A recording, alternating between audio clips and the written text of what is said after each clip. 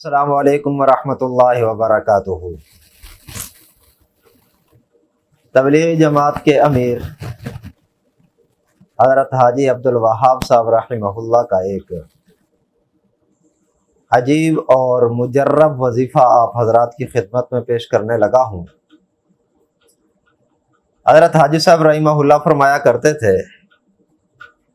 جو آدمی ہر نماز کے بعد 3 مرتبہ یہ وظیفہ پڑھا کرے، یا مالک یا قدوس یا سلام، تو اس کی برکت سے وہ ہر اس بیماری سے محفوظ رہے گا جس میں سطر کھلتا ہو، جس میں پردہ دری ہوتی ہو، یعنی ناف سے لے کر گھٹنے تک کے درمیان کے جو امراض ہیں، اس وظیفے کی برکت سے ان بیماریوں سے محفوظ رہے گا۔ گردے ہو گئے،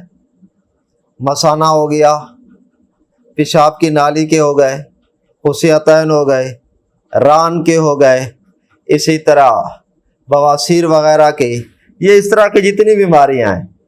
کہ جن بیماریوں کی وجہ سے ڈاکٹر کے ہاں اس کو سطر کھولنا پڑے، طبیب کے ہاں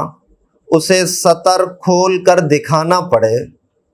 انشاءاللہ اس وظیفے کی برکت سے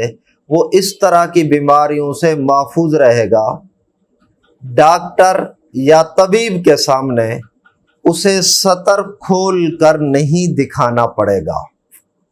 جو آدمی ہر نماز کے بعد یہ 3 اللہ جل شانہ کے مبارک نام اسماء حسنی ہر نماز کے بعد 3 مرتبہ پڑھے گا، یا مالک یا قدوس یا سلام، اتنا بہترین وظیفہ ہے، یہ کامل یقین کے ساتھ پڑھا جائے۔